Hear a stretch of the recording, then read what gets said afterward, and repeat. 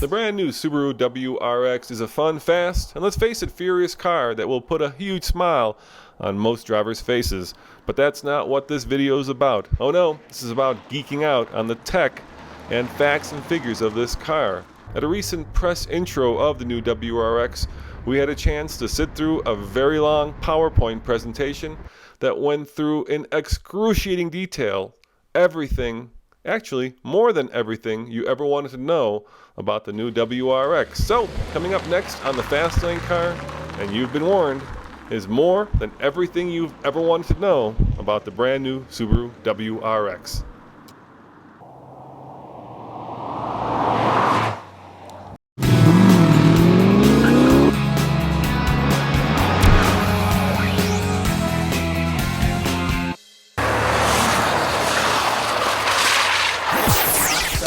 Originally, WRX was created with the goal of winning in WRC rally racing.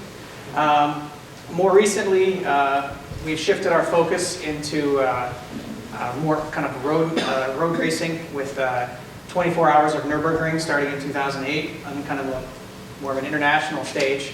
But in the U.S. market, we've continued to focus on rally racing with SRT USA, which has been able to achieve 7 Rally America championships since 2006. So very successful there, and also in participation in global rally cross. And overall, from the beginning, the WRX has continued to evolve. It's basically the ultimate expression of a performance Subaru. With the structure, we went to much greater use of the high-strength steels. And that's going to improve both the handling performance by giving us a more rigid structure, but it's also going to improve the crash performance. And so you can see here that we've added the hot stamp steel on the A-pillar and the top, and that's mostly for crash performance, but also on the side, we've had high-strength steel for side impact performance. But beyond that, we added a lot of structural reinforcements to the car, and this is some of the development that we were able to do because we focused on one body style. This is the type of reinforcement that wasn't in place on the last generation WRX or generations before. The body wasn't beefed up like this. But we reinforced the front bulkhead and A-pillar joints here, and again, some of this is for the new small overlap test, but overall both sides were enhanced. The rear floor and rear apron joints and panel joints. Basically every part on this car that's red is added for WRX, aside from the small overlap test part. Everything else is unique to WRX and was added to tighten up the structure. Torsional rigidity ends up going up about 40% versus the old car, and bending rigidity is up about 30% versus the old car. Another feature that we added to WRX is what we call active torque vectoring. Active torque vectoring is going to apply the brake to the inner front wheel when going around a turn. It's going to distribute some of the torque to the outer front wheel, and that's going to help bring the car around in the corners. It's going to give you more neutral steering, and it's going to give you higher cornering limits than the previous car. And one difference between torque vectoring and VDC is that torque vectoring is going to be when you're on the throttle, powering through the turn. VDC is basically watching your yaw inputs, your steering inputs, and the body, the car direction. And it's going to control all 4 of the brakes if it determines that the car is understeering or oversteering. It's going to try to bring the car back in line. So it's part of the VDC system, active torque vectoring, but it does behave differently in different circumstances. But you will feel this, I think, today when you drive the car. The top of the engine is all the way down here, so that's going to help bring the center of gravity down, and that's going to help with the handling as well, even though it's not a suspension component. First up, the engine. The engine is our 2-liter FA series engine, similar to the Forester engine, but we made a few enhancements, and it's going to bring the horsepower up to 268 and the torque up to 258. So that's up 3 horsepower versus the current car and 14 foot-pounds of torque. But you can see from the graph, pretty much power is increased over the old car and torque over pretty much the entire RPM range. So it's going to feel stronger no matter where you're at. Direct injection. The direct injection system is ours, same as the Forester. It's not the system that's used on the BRZ, which is Toyota's direct and port injection system. And twin scroll turbocharger, and again shares the 86 bore and stroke with the FA engine in the Forester. So some of the other things we changed, we moved to stronger valve springs versus the Forester engine. That's going to help us get a higher red line. The chain guide also got longer, again, to help support the higher red line. And then versus the outgoing engine, our active valve control system operates over a wider range, and that's going to improve the output and the fuel economy. And then the turbo, like the Forester, is mounted immediately under the engine. That's going to help throttle response and emissions performance, and also let us use a lighter weight exhaust system. And adoption of roller rockers and plastic intake manifold to improve weight and fuel efficiency. Next up, transmission. So we have shifted from a 5-speed manual transmission to a 6-speed manual transmission. No pun intended. So this is a cable shift design. The shift stroke is reduced 12% versus the transmission in the Forester. We added carbon synchros for first and second for smoother shifting. And versus the outgoing car, the ratio spreads a little bit wider with the addition of the 6th gear to give you a quieter driving on the highway and a little bit better fuel economy there. Though I'm not sure how much time you guys are going to spend in 6th gear today. So next up, Sport Lineartronic transmission. Again, bringing the automatic transmission back to WRX. The last automatic WRX was 2008 model year, so it's been about 5 years since it was available. This is based on the Forester XT transmission. It's tuned for high performance. It's going to feature SI drive and 6 and 8-speed manual modes, which you can activate with the paddle shifters. But there are some key differences with this transmission. So this transmission is going to adjust to your driving style. If you're using light throttle conditions, it's going to use the variable ratios, smooth shifting. It's going to give you the maximum fuel efficiency, and it's going to drive very smoothly. But if you put your foot into it and you get into heavier throttle conditions, or you're in the sport sharp mode, the most aggressive setting, it's going to use step shifting. It's going to shift very quickly, and it's going to give you the feel of a traditional performance-focused automatic transmission. So it kind of gives you the best of both worlds. It gives you the efficiency when you want it, and the performance feel when you want it. What about the launch mode, Tom? Oh, that's coming. Okay. Next up, a little more detail. So with the SI drive, there's 3 operating modes. Intelligent, which is going to give you the smoothest power delivery and the best fuel economy. And it'll use variable shifting until you press the accelerator down past about 40% of the travel. Sport S mode, it's going to use higher engine speeds for kind of sportier driving feel, give you a little bit higher RPM. And it's going to shift into a step shifting kind of mode when you push the throttle a little bit less, about 30% down. And then Sport Sharp is going to operate as an 8-speed close ratio transmission all the time. And it will give you the sharpest throttle response and the most aggressive kind of tuning. And then in terms of shifting times when we're in manual mode or step shifting mode, really the shift times are in line with some of the best automatic transmissions. Upshifting or downshifting, the performance is always a little bit different. But it's in line with ISF, Evo, GTI, some of these, again, dual clutch and traditional automatic transmissions, so it will shift very quickly. And then another thing that we have tuned with the car is we wanted the car to feel lightweight and responsive, even in terms of acceleration. So the car is tuned such that at a very light accelerator input, the car is going to begin accelerating.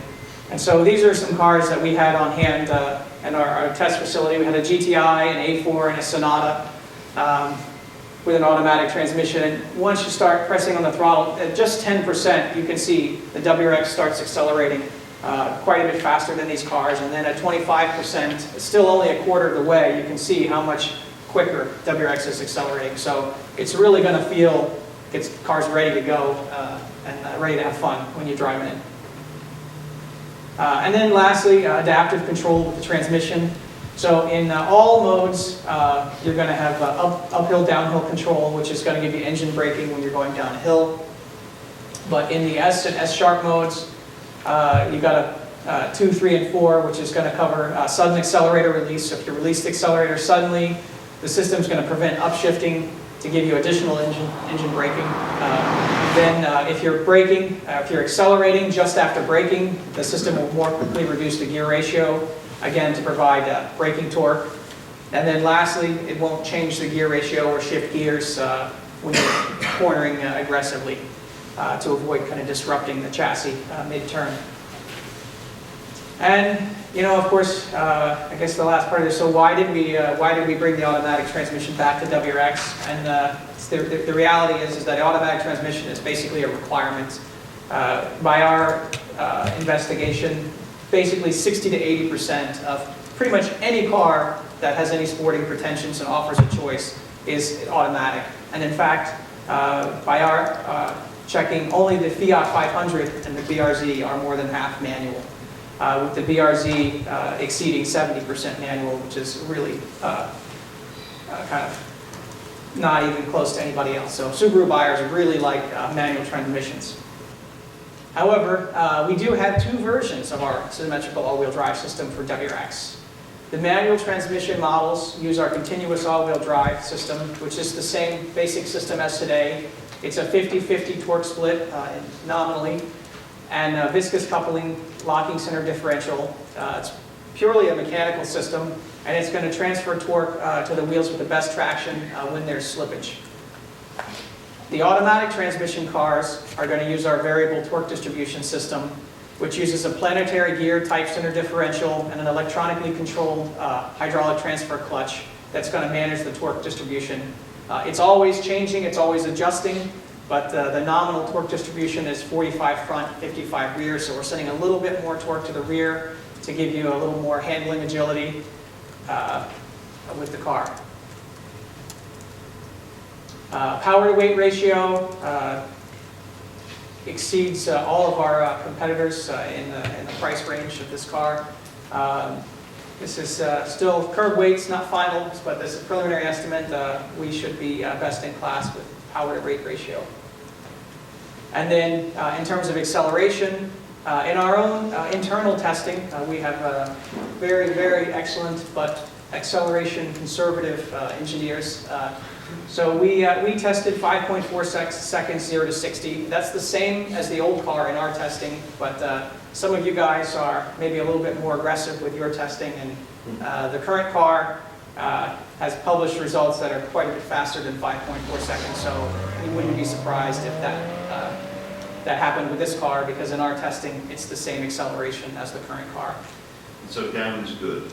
Yes. So yeah, on this chart here, down is good, and so you can see the WRX with the power to weight ratio and the all-wheel drive system. It's going to give you significantly quicker 0 to 60 acceleration versus our competitors. Even some of them that have more power, we're still going to give you that quicker 0 to 60 time.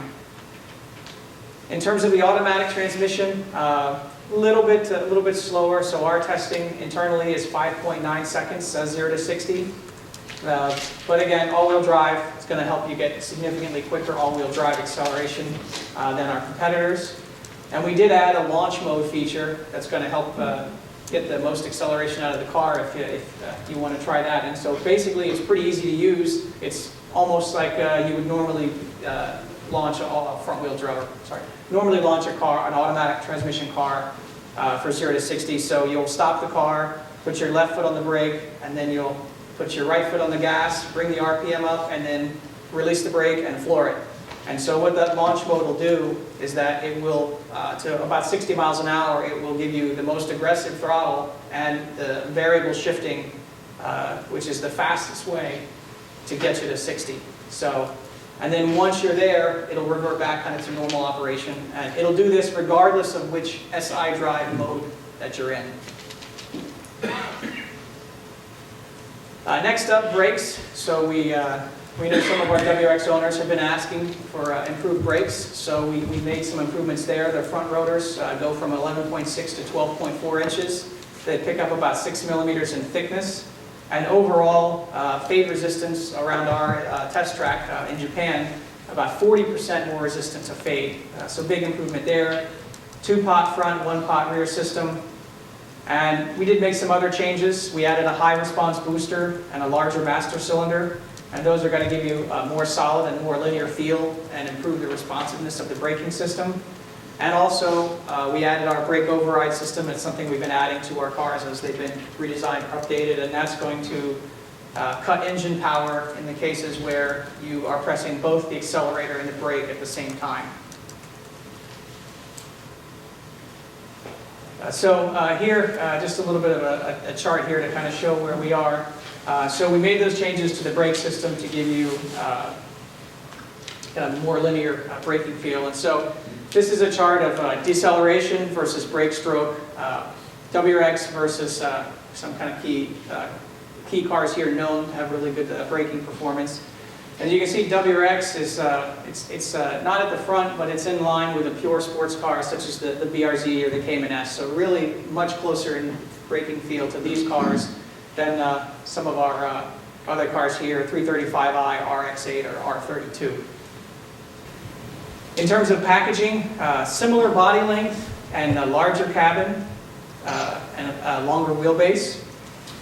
In terms of width, it's up about 2.2 inches versus Impreza, which is the same increase in width as the old WRX versus Impreza, so this is still a wide body design. A-pillar goes forward at the base about 8 inches, and that's going to help with aerodynamics and visibility. The shoulder line, which I can't really show you here because there's no door, but that's down about 2 inches, 2.5 inches. That's going to give you better visibility. More shoulder room, more leg room, more interior room, so a lot more efficient packaging, but the car doesn't get any bigger on the outside, really. In terms of entry and exit, not too much to say, but the door openings are both significantly wider front and rear, so that's going to let you get more cargo into the car easier than before. And your step-in height's a little bit lower, it's a little bit easier to get in and out of.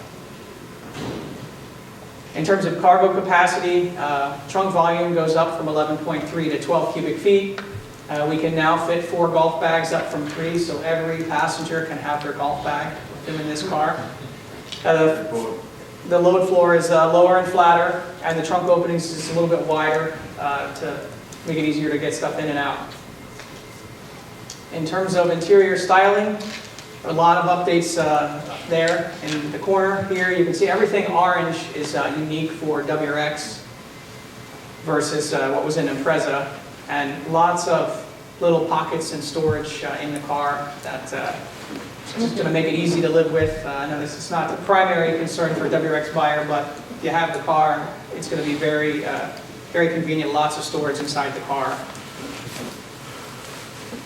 Next up, steering wheel. As I mentioned earlier, the diameter drops a little bit from 14.75 down to 14.5. And then for comparison, BRZ is 14.1, I believe. So kind of splitting the difference between the current car and the BRZ steering wheel. It's D-shaped, it's much thicker cross-section and softer material. So it's going to feel great in your hands. In terms of the seats, we've got larger bolsters, but we did go to separated headrest design versus the old car where the headrest was integrated into the seat back. We had to do that for whiplash safety performance, but we did use the tilt adjustable headrests so you can find a comfortable position for your headrest no matter how you got the seat arranged. High friction fabric to help keep you in the seat when you're driving aggressively. Taller backrest for more support on your back, and a greater range of seating adjustment so it can be comfortable for a wider range of drivers. Next up, we've added our color multifunction display. This is similar to what you may have seen in the Forester or the Crosstrek Hybrid, but we did add a boost screen that's going to give you peak boost and current boost information as well as accelerator input information. And then, of course, all the other screens, the VDC system, fuel economy, audio information, and I guess outside temperature and clock, and etc. And so this is standard equipment. It's going to be on every car. In terms of the gauges, they've got a three-dimensional kind of appearance with the gauges. And we also pick up a 3.5-inch color LCD in between the two gauges. Again, that's on all models. That's going to give you driving times, going to give you your SI drive info on the automatic cars, digital speedometer, cruise control, and an odometer info. So next up, audio systems. So one of the things that we know WRX owners have been asking for a long time is a really great audio system.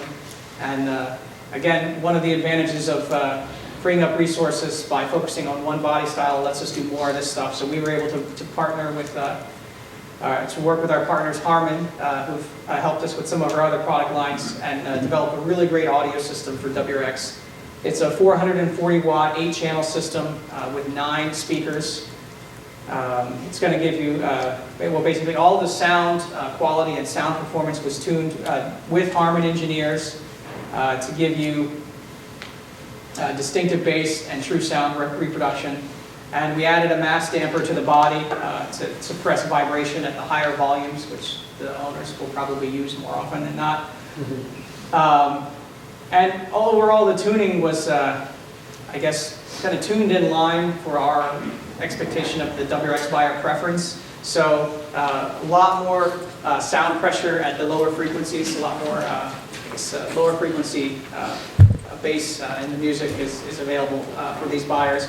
Much more so than the Harman system in the Forester, which is here in the green. I know this chart's hard to see. The WRX here is in the red, but also more so than the Mazda 3 Bose system and the Ford Focus system. So it's going to have a lot of punch.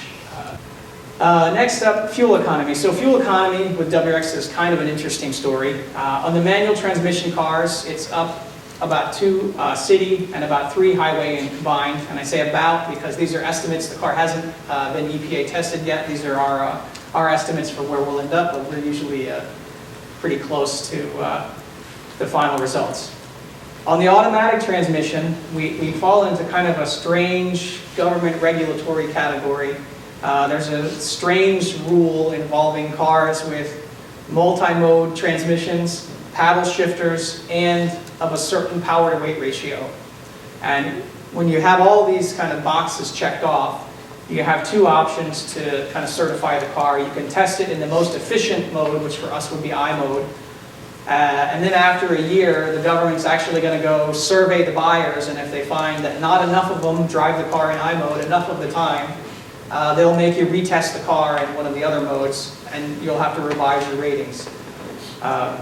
Your other option is to just test it using kind of an average of the modes, which will give you a lower number. So we didn't want to revise the ratings later, and we also didn't want to detune the performance of the automatic transmission to get an arbitrary fuel economy rating. We know our buyers with this car are more concerned with performance, so we just kind of stood our ground, and we tested it with the lower rating. So the Monroney label is going to say 19 city, 25 highway.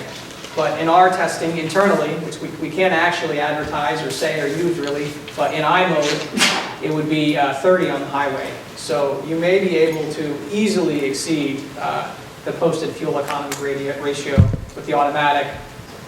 The halogen headlamps will give you a little bit better range. I think it's about 10%. Tail lamps are LED on all models. And then, one other comment with headlamps. In order to make the headlamps thinner and kind of a more aggressive kind of style, we pulled the turn signals out of the legs and put them down lower in the bumper, which the car doesn't have a bumper. But that lets us make the headlights thinner, lower profile design. And next up, safety. So safety always, of course, very big deal for us at Subaru. So showed you this picture before. You can see, again, all the reinforcements of the car in terms of safety, high-strength steel, reinforced bumper beams.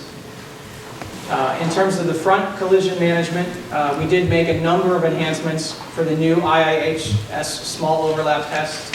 As you know, this test is really difficult test to meet because all of the crash energy is absorbed over just a small portion of the width of the car. It's a really extreme collision. And so for that test, we reinforced the door hinges. We added an additional fastener to the door hinges on the driver's door. And we added this little pink guy here. And on this car, it's green, this brace here. We reinforced the bumper beam. That's going to help channel the energy into the frame rail. We also thickened the floor pan and beefed up the A-pillar at the base and in the middle. And here's an example of the test. So all of the crash energy is basically just going into the area behind the headlight.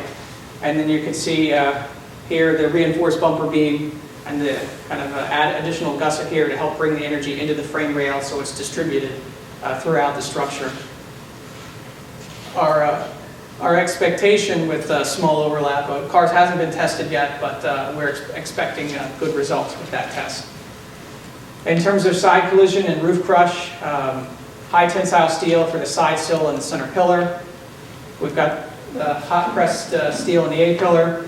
Roof crush is 4 times the vehicle's weight, which is in excess of the regulatory requirement of 3 times. We added some additional impact sensors and reinforced some additional parts inside the doors for side impact.